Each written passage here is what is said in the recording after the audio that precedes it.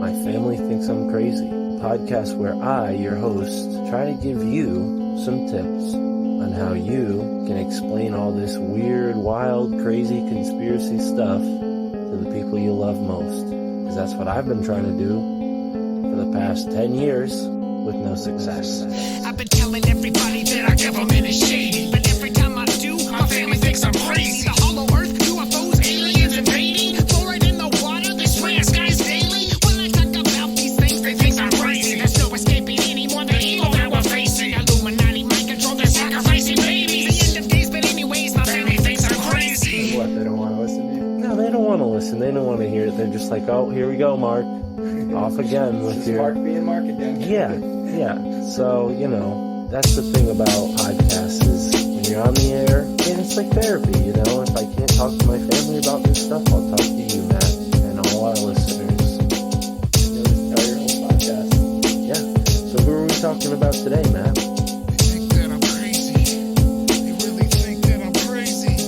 They really think that I'm crazy. My family thinks that I'm crazy.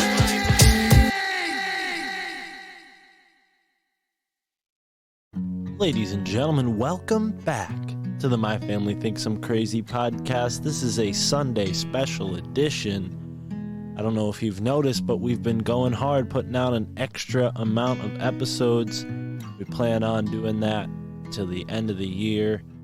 Just putting out as much content as I possibly can and bringing the heat, bringing the knowledge, bringing the information. This episode is a conversation with someone who I've known for many years, way before I ever even listened to a podcast, as a matter of fact. This is a woman named Leonhard, and I had her on my podcast a couple months ago, actually, and this episode kind of just sat in my computer, and for whatever reason, I didn't publish it until now, and here it is. Conversation with, not only is she a psychic, not only is she a mother, not only is she a free thinker and a patriot, she's a kind soul who has opened up my chakras. I remember the first time I met her, I paid her for a chakra cleansing session, and she's divined many things and helped me understand my life better through the tarot cards and through her own gifts as a psychic. So please, I hope you enjoy this conversation with Leonhard, owner of Talisman and Cauldron in Derby, Connecticut. If you live in Derby or you live in Connecticut and you're not far from Derby, go give her a visit at Talisman and Cauldron. It's a great little shop. They sell crystals, they sell little potion kits, they give readings, obviously, candles, books, card decks, you name it. They have it. If you like the show and you're in proximity, I definitely encourage you to meet this woman. She would love to hear that you heard her on the podcast. So, thank you for tuning in to another episode of the My Family Thinks I'm Crazy podcast with your host, Mark Palmer, getting a psychic reading and having a wonderful conversation with my friend, Leonhard. There's a rainbow up over your house while you've been soaking, lying on the couch. If only you could see it now. All this time working it out.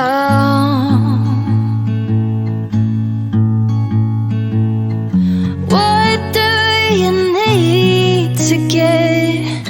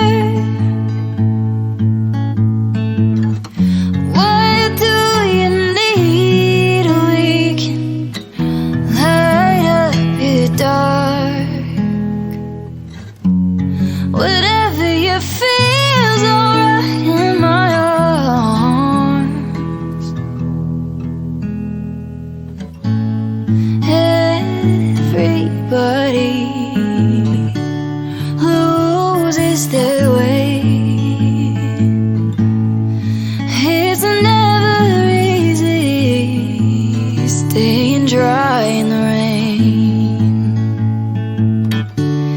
Everybody sometimes.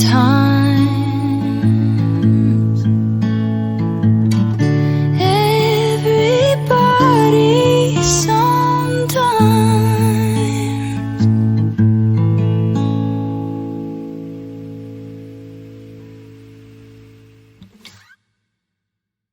Ladies and gentlemen, thank you for tuning in. I'm here with a very, very, very special person. I've known her for many years, way before I was ever on a podcast. I think maybe even before I listened to podcasts, I had walked into your shop up there when you were still in Monroe there, or close to Monroe. Right? It's absolutely. Yeah. So I've known you for very long. It's really an honor and a privilege to have you here on my show. Laura, can I use your whole name? I'm not sure. Laura, You absolutely can. Laura Lenhard from Talisman and Cauldron. Thank you for joining me today. How are you? I'm well, and thank you for that introduction. And it's a pleasure, an absolute pleasure to be here, watching your growth, your evolution, both as a young man growing into an older young man. You were a teenager, I think, when I met you, and watching evolution spiritually, as well as, my goodness, your interest in the government, your interest in the world around us. It's been a wonderful journey, and watching so many people evolve in that way. It's been a huge pleasure, a huge, just exciting, wonderful aspect of my life. Yeah, and to give a little backstory, I walked into your shop, really looking for crystals, but being an overall seeker in general. And when we met, I said, I got to get some sort of reading here. And I think I even had that in mind ahead of time. But yeah, I mean, it must have been the first time we met that I got a tarot card reading from you. And yeah, I just never forgot that. And all of our interactions, it was more than just like, oh, I'm walking into a shop and she owns the shop. It was like, here's a person who understands this world that's also new to me. And not only does she understand it very well, she's really, you guided me really in a large way where most people might not have found that sort of guidance at that age. I did. And I really want to thank you for that. So you grabbed your cards. Maybe we can get into it a little bit and give people a taste of what exactly it is you do. We sure can, but you know what? I'm going to let my bird out of its cage, or it's going to scream like that the entire time of this podcast. I got to give that one more second. It's so much fun. Thank you, Orlando.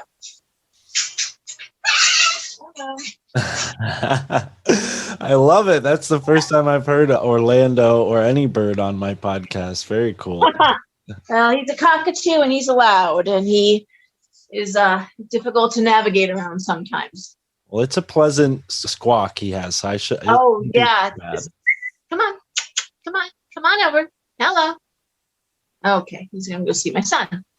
So I, was reflecting earlier, and it's funny you brought up the idea of being new in the shop. I do these $5 10-minute readings, and I do them so that students and young people and people on fixed incomes and anyone who just wants a quick reading can get one. I don't think that things like intuitive readings and energy healings and other aspects of the metaphysical should be only for a select group of people, should only belong to people with a certain income, or, if people want more time, want private time, they can pay for that. But I think anyone should be able to sit and have a reading. Anyone should be able to have a Reiki experience. And I've worked hard to have, even with acupuncture, I've had acupuncturists come in to do resets and again, $10, $15 that anyone can afford. I remember the day that a Vietnam veteran had come in, and it was a severe PTSD, and that acupuncture treatment released,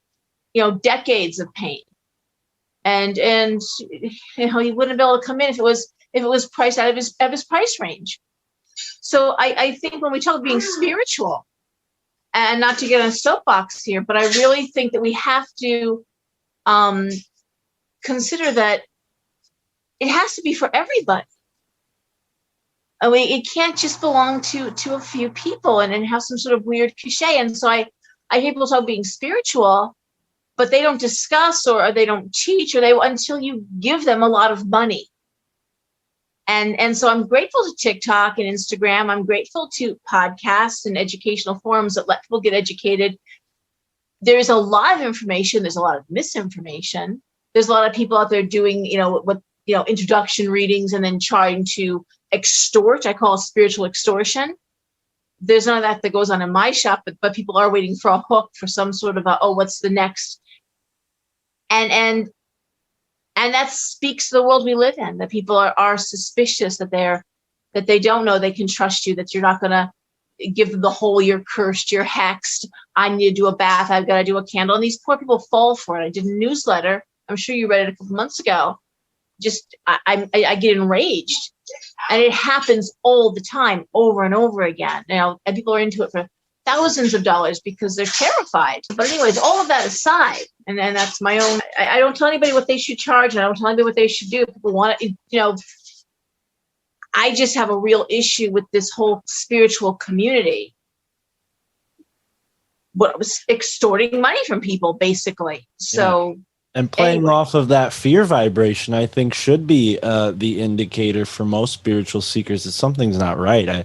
I think that's a message we send on this show many times. I always say when I'm doing my research, I ask myself, is this giving me a feeling of disempowerment or empowerment, right? If I take a stance in this way, would that leave me feeling disempowered or empowered? And I think that's a judgment you should make when you deal with anybody, especially someone who claims to have, an ability insider information of any sort. You're right about that, Mark. And so you're right. A lot of the quote unquote, I don't like conspiracy theorists, but because I don't like to think, because I always say, this is my favorite quote, Noah was a conspiracy theorist, then it started to rain, and, I think having an open mind, doing the research, looking at what's really not being reported, not what's being reported, but now what did they leave off? What are they not saying? And that's what a thinking person does. At the end of the day, one thing with readings, and I said this in my newsletter, and I say this as much as possible, a great indicator of whether or not it's genuine is, will they let you record?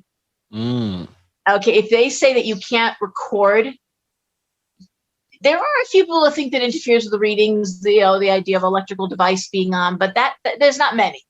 Usually, if they say you can't record, I know Claudette, I send people to other readers out of my shop all the time that I know are legitimate, that I know are on the level. There's one reader in Millbury, Claudette. I mean, she'll give you that part of your charge is she gives you a tape to take with you. She tapes the reading for you. But that's a big thing. If there's like oh no, I don't allow that. Yeah, you can probably look elsewhere. Maybe it's time to end the reading and leave. Yeah, no, that's a great piece of advice from an expert like yourself. I appreciate that. And here we are recording a reading, so we know Laura's legit. Well, anyway, so what are we doing here? What am I looking at? What am I thinking about, or what are you thinking about? Oh, Correction, because it's. What a charged question. What am I thinking about? A lot. I mean, we definitely touched on some of the things when we last spoke. I will say there's been a lot of really updates in that area. My romantic life has been getting a lot better. So yeah, maybe we can touch on that. But a big emphasis, and maybe more importantly so, is what's going on with my career. You're very correct with some of the things you made me aware of when we last spoke. And yeah, things have escalating for me in my career, whether that's what I do for the other podcasts I work for, and even my podcast itself. It's been top 60 of all philosophy podcasts on iTunes. And that is so exciting. We're in the top 5% of all podcasts in the world. So that's awesome. That is so awesome. So things are going real well. But yeah, I mean, I obviously, me, I'm always very interested in what's going on in the relationships in my life, that maybe the things that I'm not noticing. So. Remind me again what astrological sign you are, Mark? A Libra. Oh, now we can talk about astrology and that Libra rules the house of marriage and partnership. That's the seventh house of the zodiac. Very and much. There's very few Librans that are happy uncoupled or unpartnered. It's a sign that rules the idea of partnership, including partnerships at work. They need to be comfortable. You know, Libra does not like fighting. They don't like confrontation. Very few Librans like confrontation. Right. They really would like us all to get along. They enjoy debate. They are an air sign. They enjoy intellectualizing and the back and forth. But the minute it gets rude or mean-spirited or ugly, they'll excuse themselves normally. They don't like to go there. And they're like watching other people go there. Well, I will say, as a Libra, yes, that all resonates with me. I'm also a Capricorn moon and a Pisces rising. A lot of my houses have Scorpio energy. I don't know if I phrased that correctly, but yeah, there's a lot of Scorpio energy in my chart as well. So Scorpio energy would make you interested in the occult, things that are hidden, death, sex, the bigger things of life. That's the 8th house stuff. But many astrologers believe that your moon is as important, if not more important, than your sun. And a Capricorn moon needs to climb, and Mark, that would speak to the success you're enjoying right now. Once you find your way, most Capricorns, they want to climb that mountain. How do you get to be number one? And not just the quick route. You know, that's a Gemini thing. I have to tell you, how can I get there fast and through social media? But a Capricorn wants to climb it slow and steady because they don't want to go back down that mountain.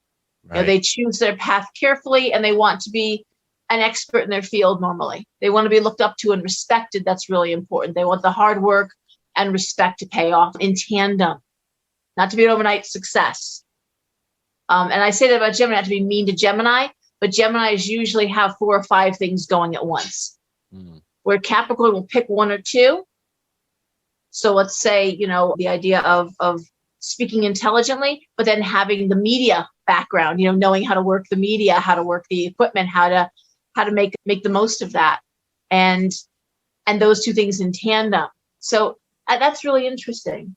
And Pisces rising is what people see you, how you are seen. And, Jesus was a Pisces. Just the idea of being accessible, wanting to be helpful, the idea of really wanting to help people, save people, literally. And I think for a lot of people, the idea of conspiracy theorists, is really mean-spirited in itself. It's taken on an ugly sort of crazy tinfoil hat wearing connotation that I don't appreciate. I'm looking at your t-shirt. I'm cracking up because if I didn't see the t-shirt, I'd still be talking like this. I remember people saying to me, "Oh, what do you listen to Q all the time?" I says, "No, actually, I don't. I take some time to watch videos and watch speeches and watch the whole speech, not just the blip that you're being presented. I actually watch the whole speech and find out what exactly was being said. And I think for a lot of conspiracy theorists, we're trying to help save other people. Like, look at this, they're selling you a bag of goods that's no good. They're going to sell you up the river. This is a bad idea. Look what just look at option B. Look at what else is out there. Consider this possibility. And that to me is a kindness.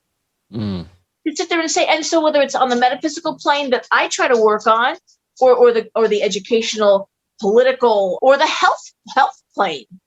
What are you eating? What are you putting in your body? What are they telling you is good for you? That's not good for you.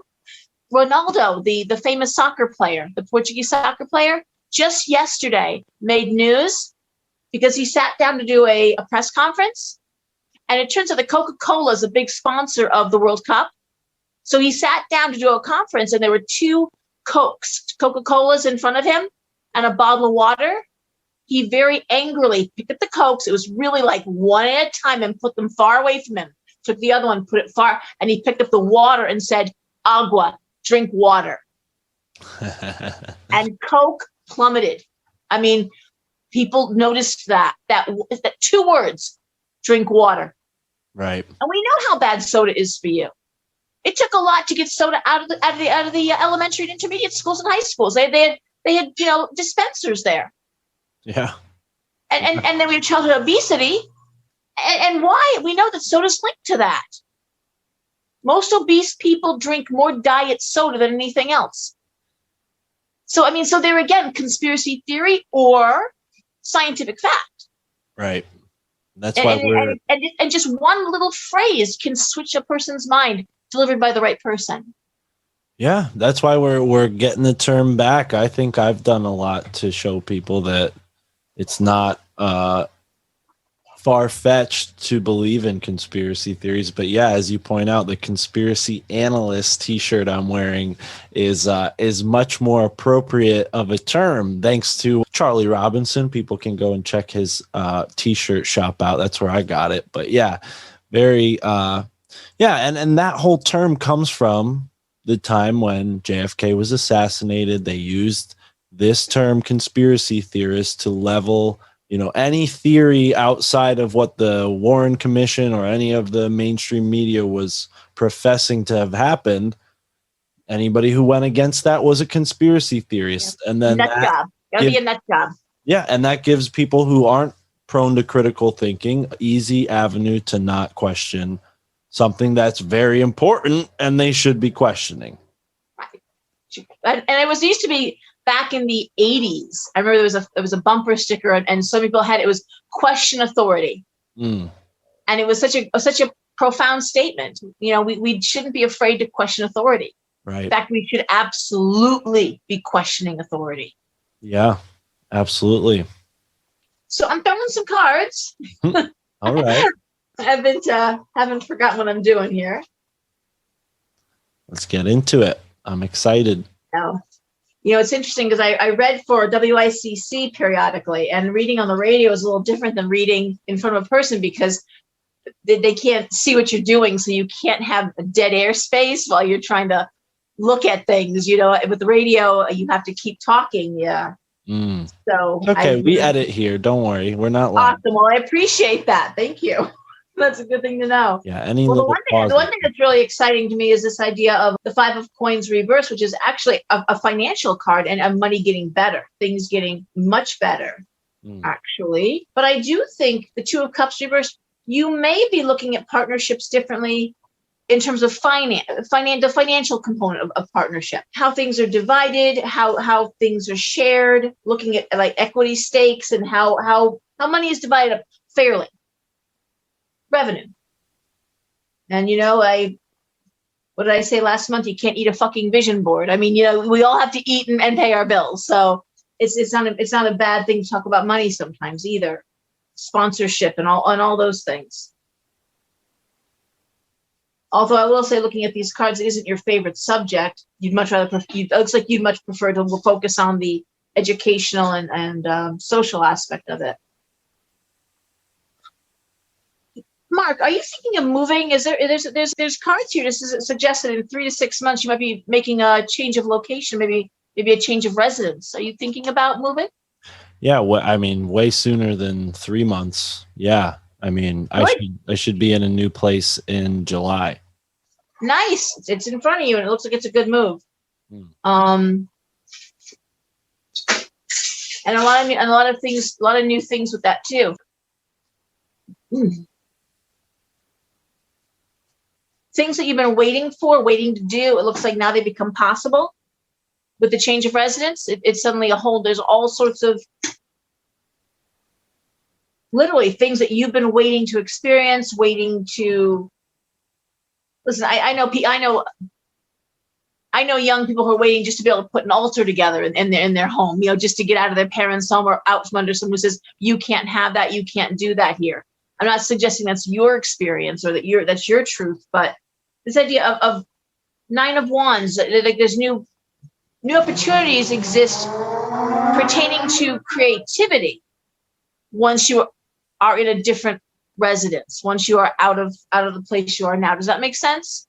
Yeah, no, it's bringing to mind. Doors open up. The Eight of Wands has you focusing on work and career.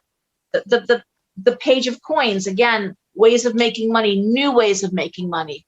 Maybe different than the way people have suggested that there's new avenues to income.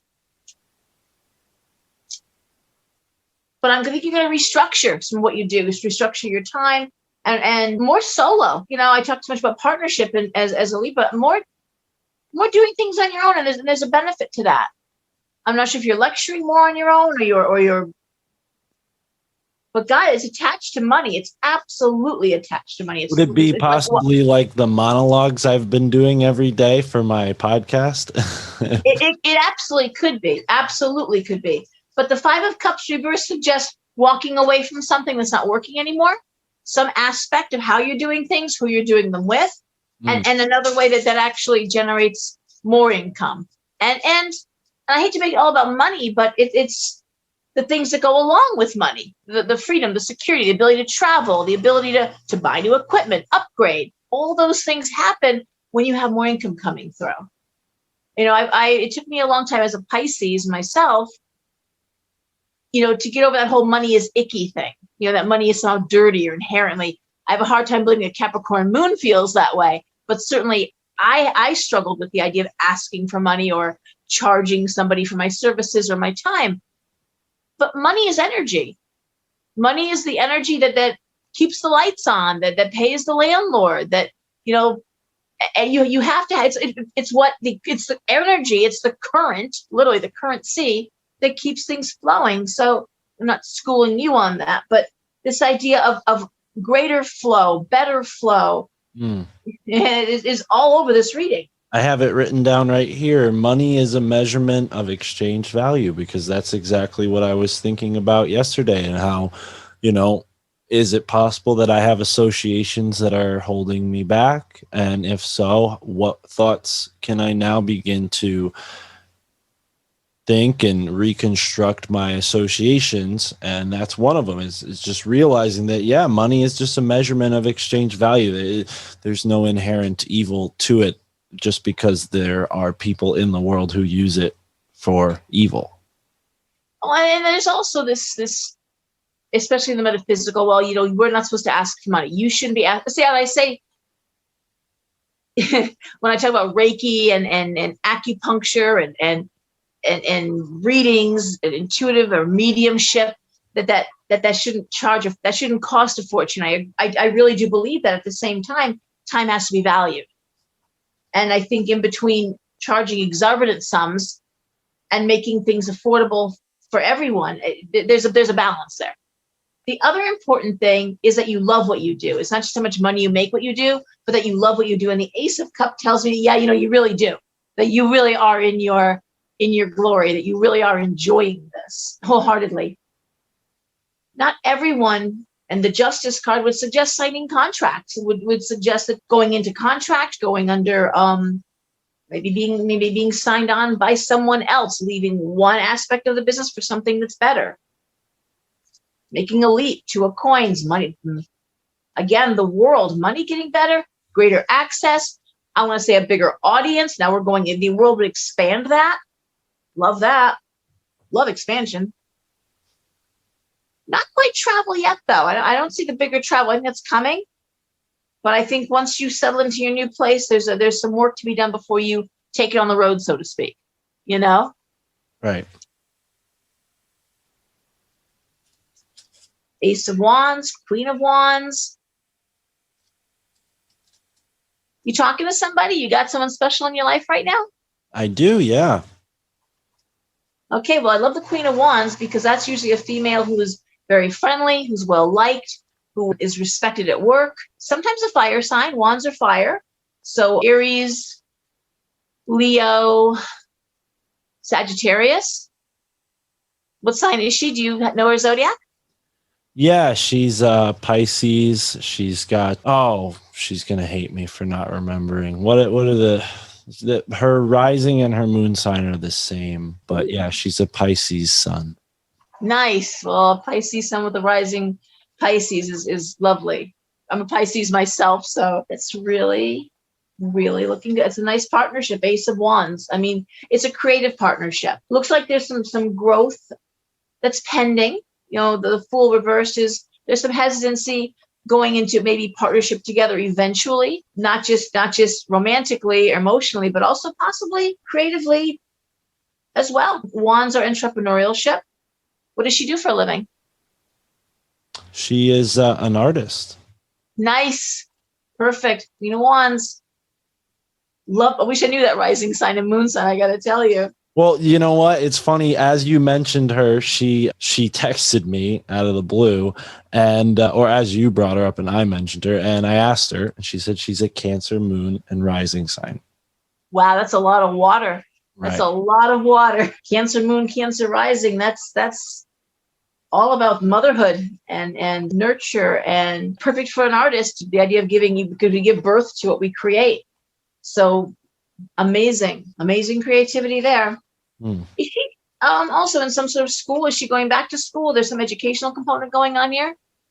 Yeah, she's learning some herbalism and getting into foraging, a couple different things that she's looking to do. But yeah, I mean, also we're working on a project for the podcast together. She's been on the podcast a couple times now. So yeah, we're kind of working on some of that stuff together. And it's definitely, yeah, a creative partnership for sure. And it's kind of moving along really slow and nicely.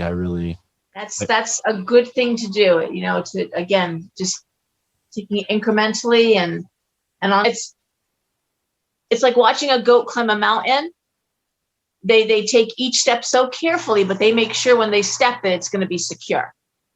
And with relationships, that's such a great thing when people have the confidence in themselves to not rush it, but to say, I'm gonna take my time and really get to know this person and know what they're capable of, and not overstep my bounds. And then that's such a mature way of looking at things. And that's, I'm not schooling you that the cards are just suggesting, but that's really what's going on here. Making sure that you're on this, but when you're in partnership with somebody else, you got to make sure the other person's comfortable too. And in youth, we say, well, I'm happy, you must be happy. And as we mature, we say, before I can say I'm happy, let me ask, are you happy? And it just flips it a little bit. The Wheel of Fortune, moving forward, the High Priestess, tapped into your intuition, Mark. These are great cards. Great cards. I can't see any red flags. I don't see anything that makes me believe this is under any circumstance of that you're making any bad moves, anything that would red flag or make me feel alarmed. There's nothing that would speak to unhealthy thoughts or practices, or maybe, hey, have you thought twice about this? There is some disconnections I think you're going to make, because after all, there's only 24 hours in a day. We can only spread ourselves so thin, and we can only be so much to so many people. And so you may have to pull back from some in order to give to and grow in another direction. That is here too. Yeah. But I don't see any pain associated with that, just negotiation.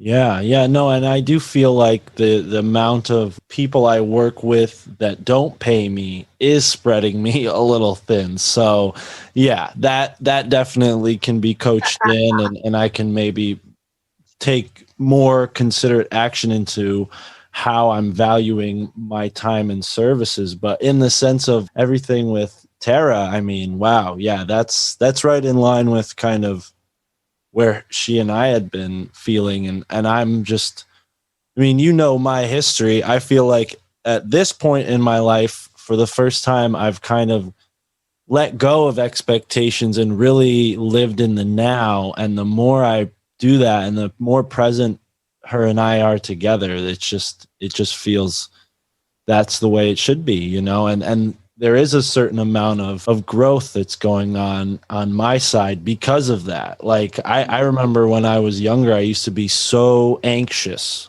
about communication, and for this, just out of nowhere, like for this, it's like I could go, a whole day without looking at my phone. It doesn't bother me at all, like it just, the funny thing is when she messages me, I get this strange feeling, but I it's not like a sense of like, oh, I got to get right back to her, or it's not like this sense of, oh, I got to say the right thing. It just feels natural. I don't want to go too far into it, but yeah. No, but the urgency, and that is part of a mature relationship versus a very young, relationship. It comes with growth and self-confidence and empowerment of self. You said something interesting about Tara. It's Tara, right? Yes. And what a great name for someone who is studying foraging and herbology, Terra, which, means earth. But the idea of, you said she's learning about herbology.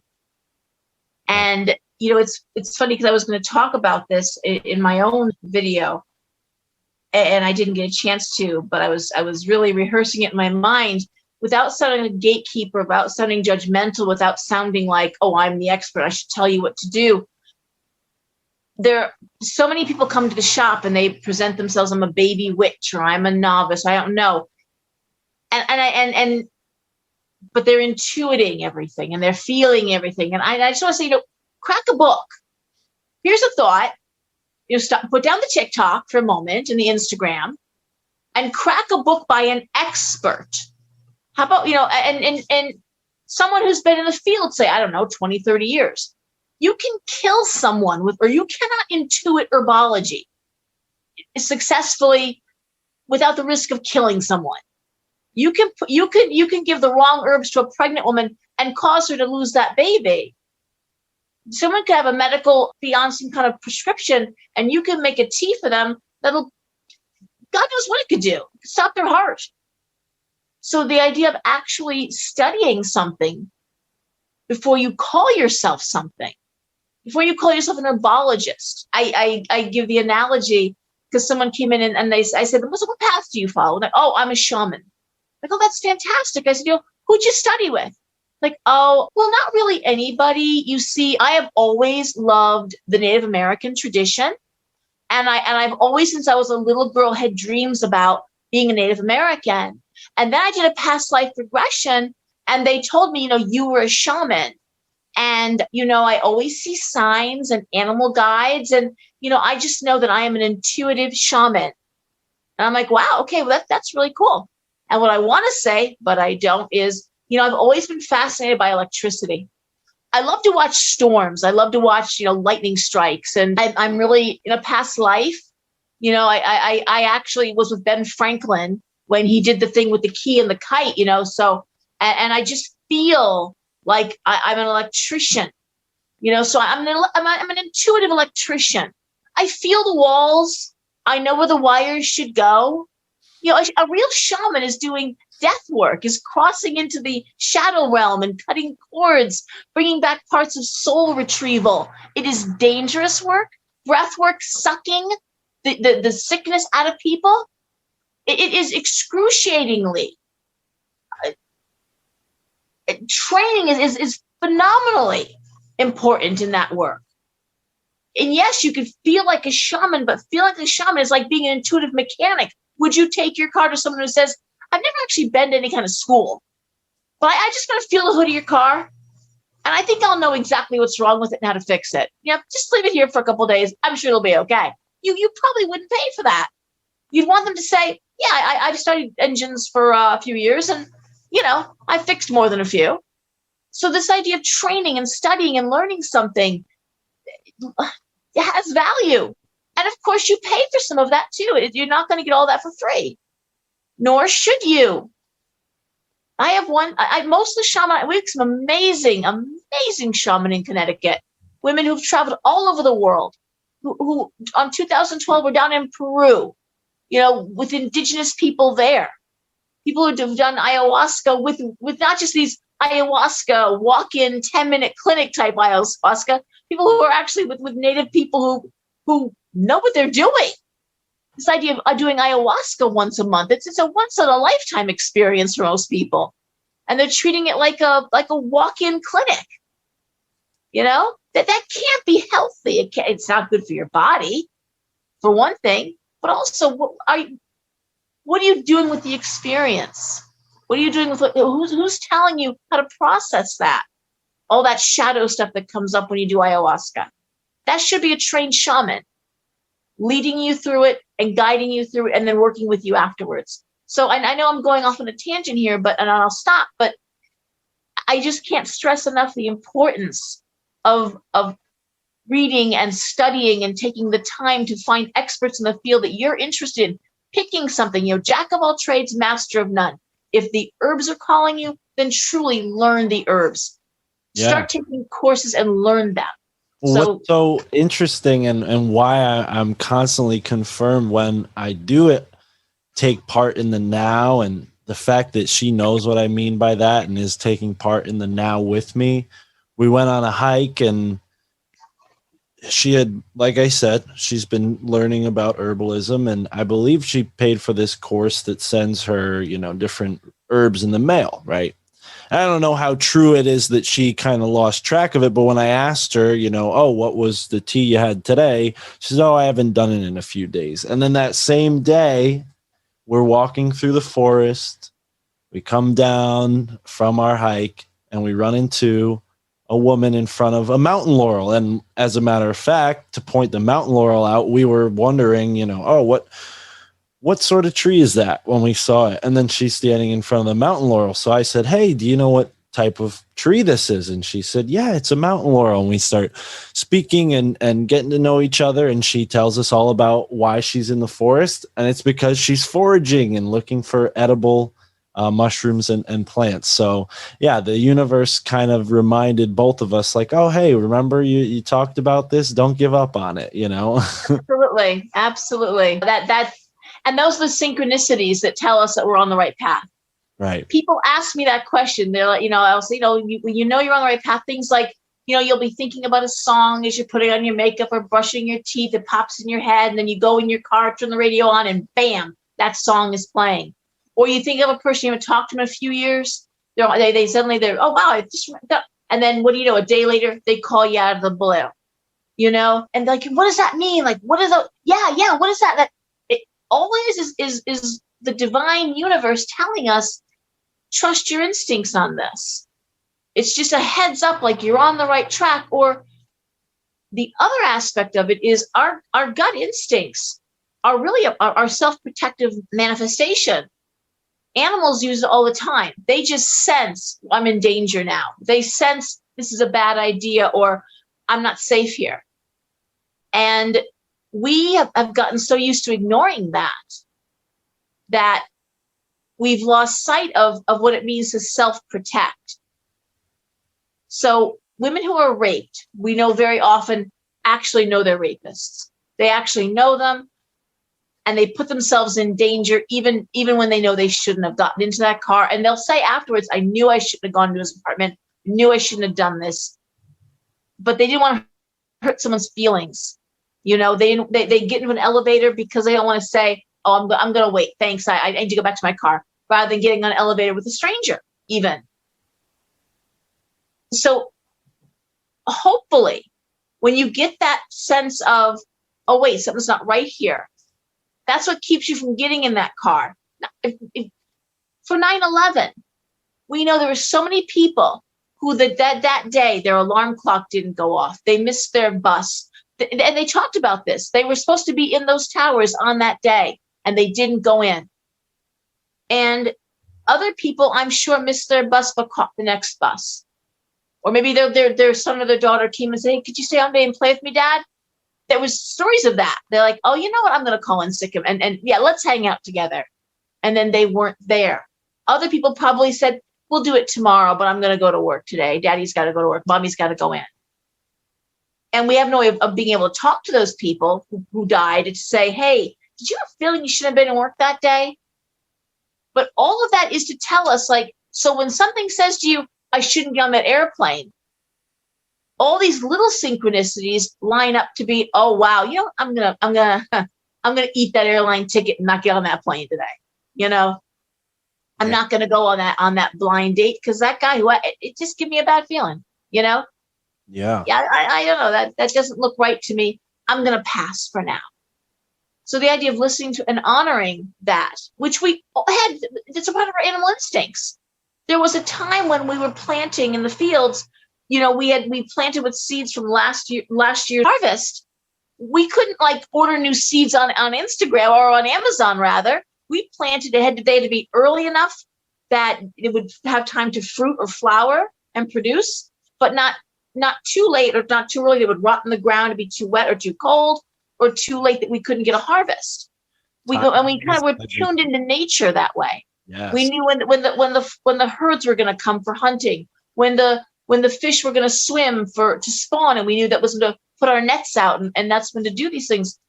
And we lost a lot of that with technology.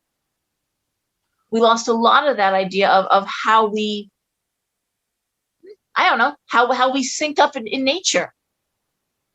And now this idea of going back, eating our food that we harvest ourselves, going into the woods, being barefoot, grounding, literally.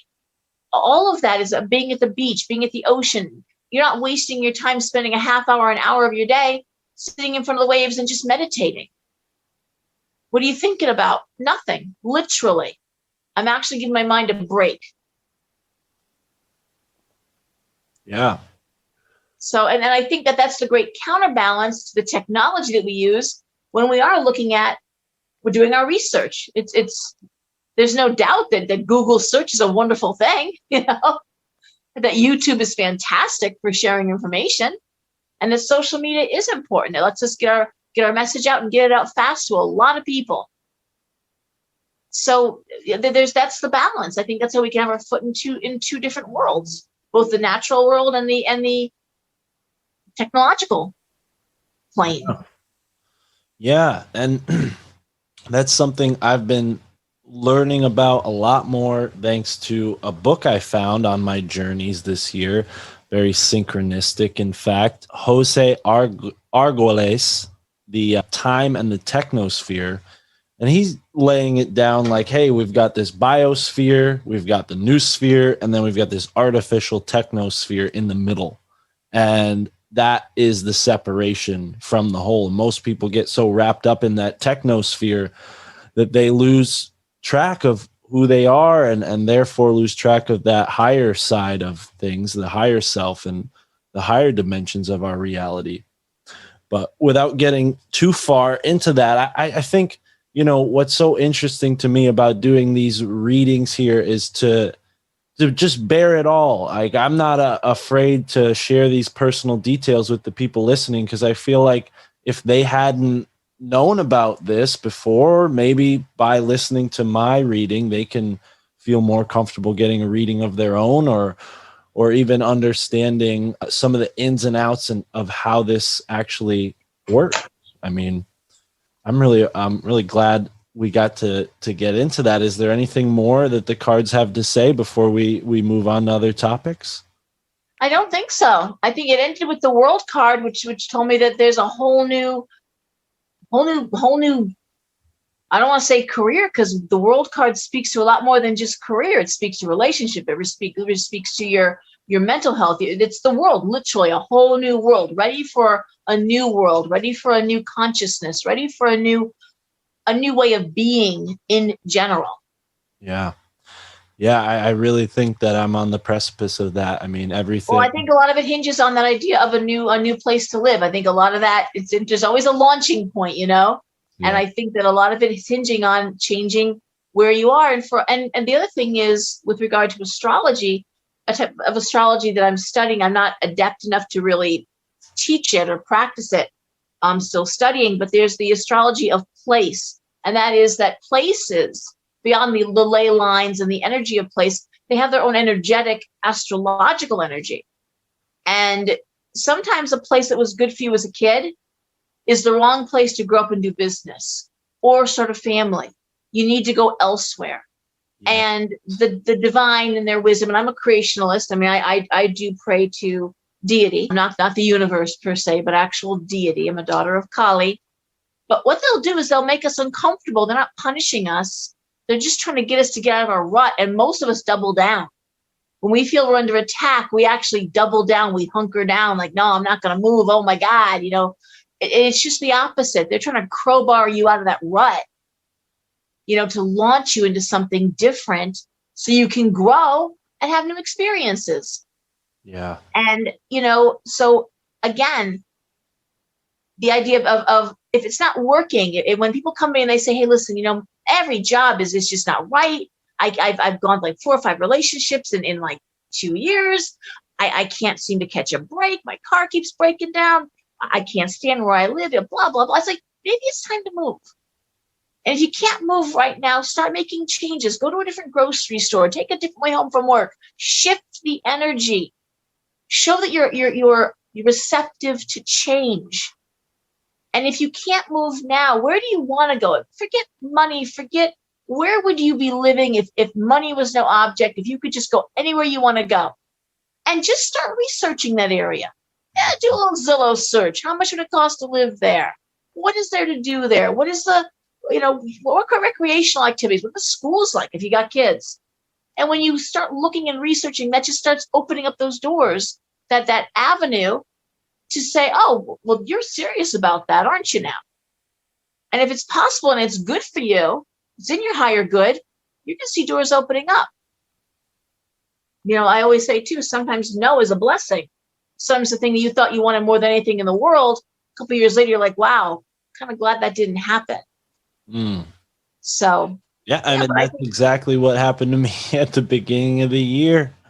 I got a hard no, got burnt up, and then here I come, hot air flowing, and I meet the cool ocean Pisces Cancer Terra, who, yeah, what you're bringing to mind is something that her and I were talking about with the area that we're in right now, and the almost magnetic feeling that we both have for this town. And I think the amount of water here has something to do with it. I mean, Milford, the name Milford implies turning a wheel by the power of water, and all of the different rivers and the history of this place, I think, is so interesting. And yeah, I mean, that's something her and I, again, at first I'm like, don't get too personal. But as I'm really talking to you, I'm like, no, be vulnerable, because there's a reason that we're here right now and I have nothing to hide. Right. So part of this for me is like,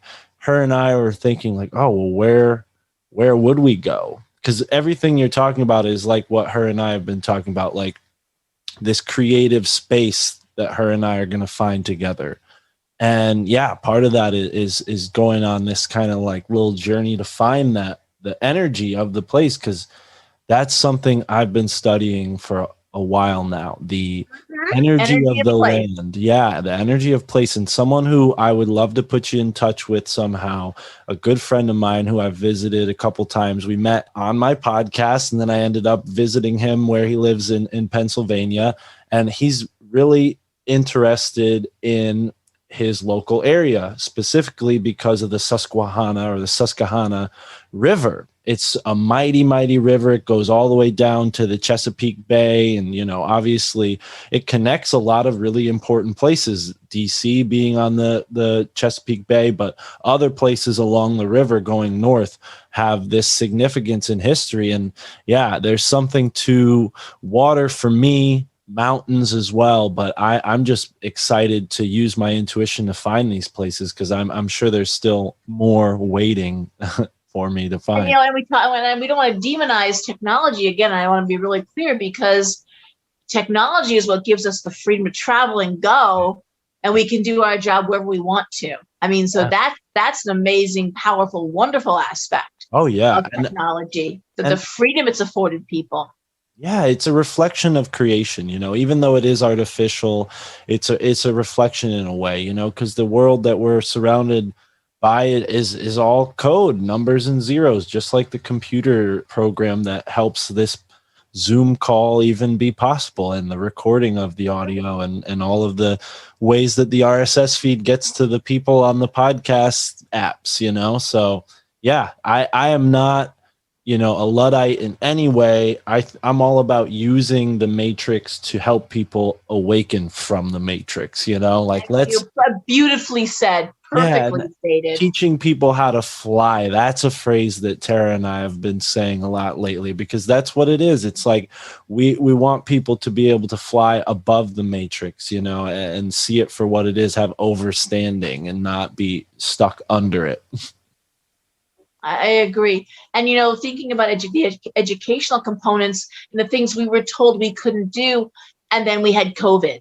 So hearing that, you got to get a college education in this way, and, you can't do this online and go. And then, what do you know? All of a sudden, all these colleges, everything's online. And they selfishly, many of them waited till the kids were signed up for their dorms and then 2 days later announced they would be doing virtual and they lost those dorm fees. They waited just until the dorm fees couldn't be refunded and then say, oh, COVID, no, can't do it. It's not safe. So, but now we can beg to ask the question, why aren't we educating the world? Why isn't the entire world made available of the most brilliant minds? There's no reason for the lack of education. Absolutely. And now they really have to answer to that. What do you, what is it we're paying for? What is this tuition paying for? Right. What is the experience? And, you know, why are so many young people swimming in debt? And what are they really getting out of it? Where's the value added? Yeah. And then everyone's asking those hard questions now as well. Well, I'll say, you know, I dropped out of college and I educated myself with audio. It started with the Joseph Campbell lectures, and I'd always been a reader and a seeker of spiritual knowledge. But when I found audio learning, Joseph Campbell, and then that eventually led to podcasts, it accelerated the capacity for me to get involved with this, because I had all these interests, but because of the, you know, educational system I was brought up in, reading just didn't appeal to me. I would rather be exploring outside. And with podcasting, that's exactly what I do. I drive around, I explore the real world, and I listen to information that's helping me, A, you know, inform myself, but B, inform others and live a happier life in the end, because it's a lot of insecurity you're left with the traditional ways we get information. The media leaves us with a sense of fear. The programming on television glorifies all these things that are not good for our health. It's just, it's so important and vital to be able to unplug and control the type of information you're getting. I mean, education should be all information. I don't think really there should be a difference between entertainment and education. To me, learning is fun, and I think that's why podcasting are so successful. I agree. I agree. Well, this has been really expansive, Laura. Thank you for letting me bear it all here, folks. Okay, this is what it takes. You know, you want to be crazy. Your family thinks you're crazy. You got to be honest with yourself and make a change and own it. Stick to it. I got to ask you one last question, Laura. Does your family think you're crazy? I am blessed, really blessed, to have grown up in a family where I had a great aunt that read tea leaves in Pennsylvania. My ears perked up when you said Pennsylvania. My family is from Wilkes-Barre, and yes, and I come from Irish coal mining people. So anyway, and you know, it was in the family, it was of the family, but we didn't wear it like a badge. We didn't speak of these things. And many traditional families will say, you didn't necessarily talk about this stuff. Although in terms of my relative there, people came from all over to have tea leaf readings with her. And, you know, and in the tradition of the time, you'd bring a cake, you'd bring a chicken, you'd bring a bread and sit and share and eat and then read those leaves in the cup afterwards. But I grew up in a family where it wasn't seen as being evil or bad. It wasn't seen as being something that was against God. And I just had someone in my shop today who had that whole mother's very deeply Catholic and everything is evil. And, you know, I don't know what to say to that, because I can't. If you live under someone's roof, you have to obey their rules. You're a young person. When you get off on your own, you'll certainly be able to have whatever you want on your walls. As I said, you can have an altar in your living room, whatever you want to do.